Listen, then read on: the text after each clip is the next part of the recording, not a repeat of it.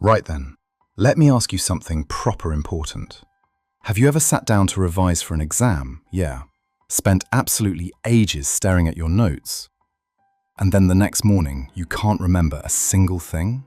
Or maybe you've tried learning a new skill, guitar, coding, a new language, and after a few weeks you've just given up.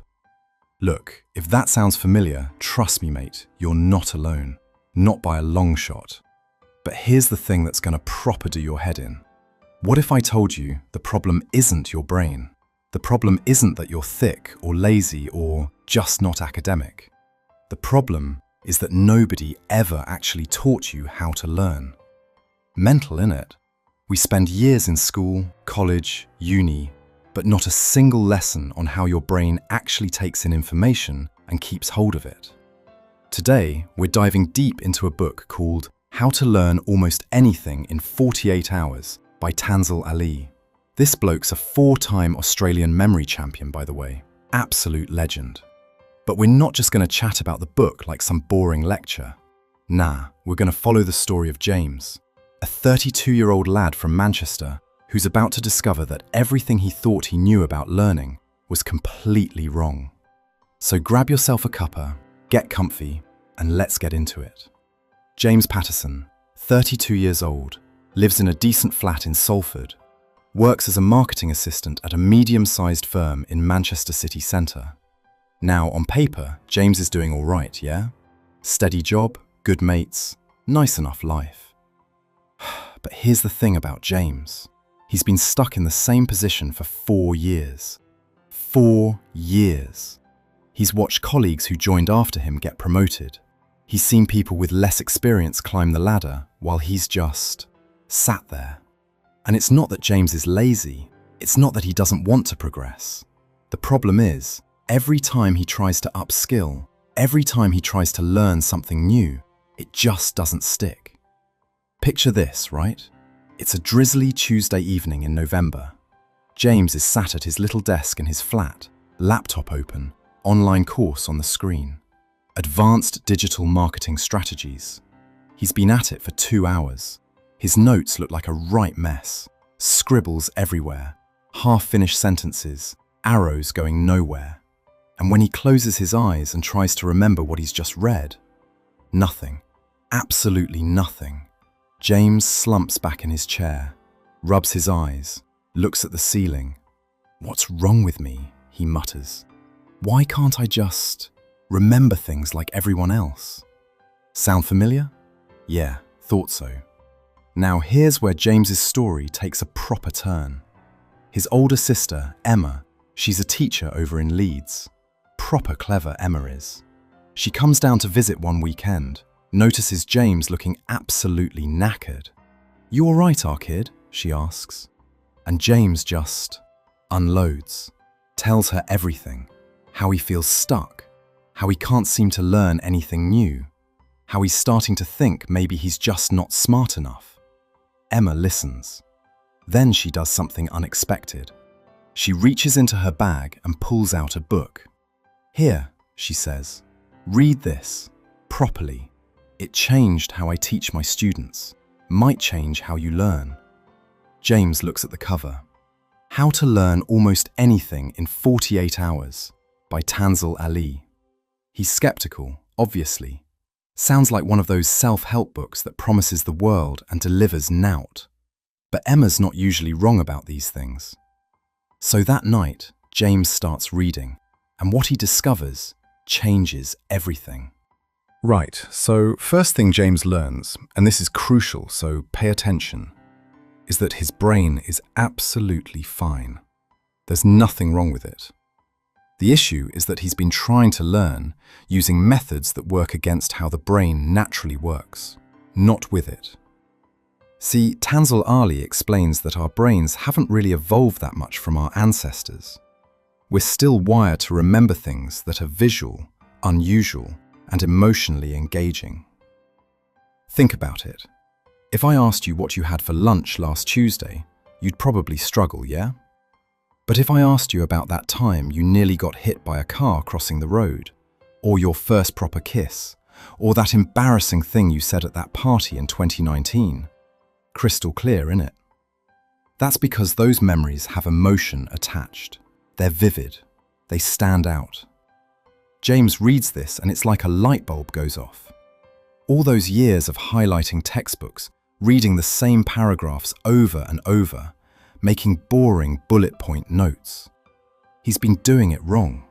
His brain was filtering out all that information because it was boring. There was nothing to make it stick. Next day, James is on his lunch break at work. He's sitting in Piccadilly Gardens, sandwich in hand, thinking about what he read. His colleague, Dave, plops down next to him. "All right, Jim, you look like you're solving world peace over here." James laughs. "Nah, just trying to figure out how to actually remember stuff for once." Dave shrugs. "Mate, some people just have good memories. Rest of us are stuck." But here's the thing. James is starting to realize that's not true. That's a myth. Memory isn't something you have or don't have. Memory is a skill. And like any skill, it can be trained. That evening, James tries his first technique from the book. It's called the Memory Palace. And I know that sounds proper dramatic, like something from a fantasy film, but stick with me. Here's how it works. You think of a place you know really well. Could be your flat, your parents' house, your route to work, anywhere you can picture clearly in your mind. Then, you place the things you want to remember in that location. But, and this is the important bit, you make them weird, exaggerated, ridiculous. So let's say James needs to remember the 4 key elements of a marketing campaign: audience, message, channel, and timing. Boring way? Just repeat them over and over. James's new way? He pictures walking into his flat. As he opens the front door, there's a massive crowd of people, his audience, literally crammed into his hallway, cheering like he's a rock star. He squeezes past them into the living room, where there's a giant neon sign flashing, "Buy this now." That's his message, impossible to miss. He walks into the kitchen, and his sink has turned into a TV screen showing nothing but adverts. That's his channel. Finally, he goes to his bedroom, and there's a massive grandfather clock taking up half the room, ticking loudly. That's timing. Now, be honest. After hearing that, could you forget those 4 things? Audience, message, channel, timing? Nah, course you couldn't. And that's exactly what happens to James. For the first time in years, he closes his laptop and actually remembers what he's learned. He can't believe it. Over the next few days, James is like a kid with a new toy. He's testing the Memory Palace on everything. Shopping lists, people's names at work, football statistics, just for a laugh. And it's working. It's actually working. But then he hits a snag. He's back on his marketing course, right? And he's got to learn this list of 15 different digital advertising metrics. Things like CTR, CPC, ROAS, all these acronyms. 15 separate items. His Memory Palace is good, but 15 stops feels like a lot. So he goes back to the book. And that's when he discovers the link method. Now, this technique is absolutely brilliant for remembering lists or sequences. Instead of placing things in locations, you link them together in a ridiculous story. The key? Each item connects to the next, like a mad chain of events. So James needs to remember CTR, CPC, CPM, CPA, and ROAS. Here's what he comes up with. Stupid, right? Completely mad. But James can see it. He can feel the story. And when his manager asks him in a meeting to explain different advertising metrics, James rattles them off without even thinking. His manager looks proper impressed. "Been doing your homework, have you, James?" James just smiles. Something like that. But here's what's really starting to change. It's not just that James is remembering more. He's actually enjoying learning. For the first time in years, Sitting down to study doesn't feel like a chore. It feels like a game, like a puzzle. And that shift in mindset, that's massive. Now, about 2 weeks into his journey, James hits another obstacle. And I reckon this one's going to resonate with a lot of you. Saturday afternoon, James has set aside 3 hours to study. No work, no plans, just him and his laptop. He sits down at his desk, opens his course. 5 minutes later, his phone buzzes. It's the group chat. Some banter about last night's match. Just a quick look, he thinks. 15 minutes later, he's down a Twitter rabbit hole about transfer rumors. He catches himself, goes back to studying. 10 minutes pass. His phone buzzes again. This time it's Instagram. His mates posted from a trip to Ibiza.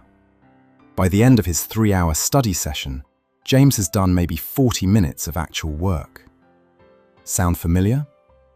This is where Tansel Ali's book gets into something really important: the environment of learning. See, memory techniques are powerful, but they're not magic. If your brain is constantly being pulled in 15 different directions, no technique in the world is going to save you. James reads the chapter on focus and concentration, and he realizes he's been sabotaging himself. His phone is always within reach. His desk faces a window overlooking a busy street. He's got notifications pinging every few minutes. His brain never gets a chance to properly lock in. So James makes some changes. First, he downloads one of those app blocker things. During study time, his phone becomes basically useless. No social media, no messaging apps. Second, he clears his desk. Just the laptop, his notes, and a cuppa. Nothing else. Third, and this is key, he sets a timer. 25 minutes of focused work, then a 5-minute break. It's called the Pomodoro technique. Maybe you've heard of it. The first time James tries it properly, he's shocked. 25 minutes feels like nothing. He gets more done in that short burst than he did in 3 hours of distracted studying. And when the timer goes off, he doesn't feel drained. He feels accomplished. Here's the thing about focus. It's not about willpower. It's not about forcing yourself to concentrate. It's about designing your environment so that focus becomes the easy option. Remove the temptations, set the boundaries, make it simple for your brain to do what it needs to do. James is starting to realize that learning isn't just about techniques. It's about the whole system, the way you prepare, the environment you create, the mindset you bring. It all matters. Right, quick pause here because I need to mention something. If you're enjoying this video so far, and I hope you are, I'd absolutely love it if you could smash that subscribe button and click the bell icon. See, this channel is all about turning books into stories, making self-improvement actually entertaining. And we put out new videos every week, breaking down the best ideas from the best books, told through proper, engaging narratives. So if that sounds like your cup of tea, join the community. Hit subscribe. It's free, it takes 2 seconds, and it genuinely helps us keep making content like this. Also, drop a comment below and let me know. Have you ever struggled with learning something new? What was it? I read every single comment and I'd love to hear your stories. Right, back to James. So about a month has gone by now. James has been applying these techniques to his work stuff, and it's going brilliantly. His managers noticed, his confidence is up, but he wants to test himself properly. He remembers something Tansel Ali emphasizes in the book. These techniques aren't just for boring work stuff. You can use them to learn anything. Languages, instruments, skills you've always wanted but never had the patience for. There's an old acoustic guitar in James's flat. Been gathering dust in the corner for about 3 years. He bought it during lockdown thinking he'd learn.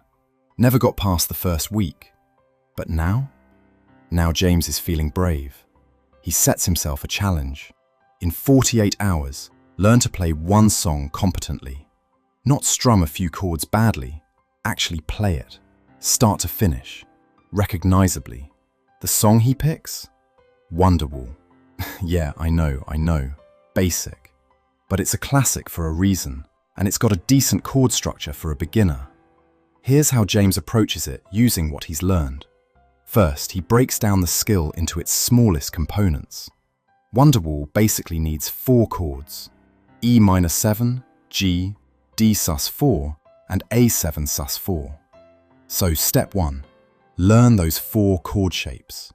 For each chord, James uses visualization. He pictures his fingers in position, closes his eyes, mentally rehearses the shape. The book calls this mental practice, and it's been proven to activate the same neural pathways as physical practice. Then he physically practices, but not for hours and hours. He does focused 25-minute sessions with breaks in between. And here's something important. He practices slowly, not trying to play at full speed, just getting the movements right, building muscle memory. By hour 12, James can switch between all 4 chords. Not fast, not smooth, but he can do it. By hour 24, he's got the strumming pattern down. By hour 36, he's playing the verse and chorus back to back. And at hour 48, he records himself playing the full song and sends it to Emma. Her response? No way, who is that? Now, is James going to perform at Glastonbury? No, obviously not. But in 48 hours, he's gone from not being able to hold the guitar properly to playing a recognizable song. That's not magic. That's not special talent. That's the power of learning how to learn. And the confidence boost James gets from this? Massive. Because now he knows deep down that he's capable of learning anything. The barriers he thought were there. I'm not musical. I've got a bad memory. I'm just not a quick learner. They were all in his head. They were lies he'd been telling himself for years. And now he knows the truth. Let's fast forward. 6 months after Emma gave James that book, it's a sunny April morning. James is walking into work, but something's different. He's not walking into his usual desk on the 3rd floor. He's walking into a new office on the 5th floor. Senior marketing executive. That promotion he'd wanted for years? He got it. But it wasn't just about remembering more facts or passing some internal exam. It was about the whole shift. James became known as the guy who was always learning. The guy who'd pick up new skills quickly. The guy who wasn't afraid of change. His manager started giving him bigger projects. His colleagues started coming to him for advice. And it all traces back to that moment when he stopped saying, I can't, and started asking, how can I? And here's what's beautiful about James's story. It's not extraordinary. He's not some genius. He didn't have any advantages. He just learned how to use his brain properly. These days, James is learning Spanish for a holiday to Barcelona later this year, but also just because he can. He's reading more books than ever. He's picked up cooking, actually following recipes and remembering techniques. He even started a little side project teaching his mates these memory techniques. They call it pub quiz training as a joke, but they're all getting proper good. And the best part? James enjoys it all. Learning doesn't feel like a chore anymore. It feels like a superpower. Because here's the secret that Tansel Ali's book really hammers home. When you know how to learn, you become unlimited. New job requiring a new skill? No problem. Want to pick up a hobby? Go for it. Need to remember important information? Sorted. The world opens up when learning stops being scary. All right, let's bring it all together. If you take nothing else from this video, remember these core ideas. Number 1, your brain is not broken. Nobody taught you how to learn. That's the problem. Not your intelligence, not your memory, not your natural ability. Once you learn the techniques, everything changes. Number 2, make it weird to make it stick. The memory palace, the link method, They work because they make information vivid, unusual, and engaging. Your brain remembers what stands out. Number 3, environment matters. The best techniques in the world won't help if you're fighting constant distractions. Design your learning space. Protect your focus time. Make concentration the easy choice. Number 4, start small, build momentum. You don't have to learn everything overnight. 25 focused minutes beats 3 distracted hours. Small wins compound into massive transformations. Number 5, learning is a skill.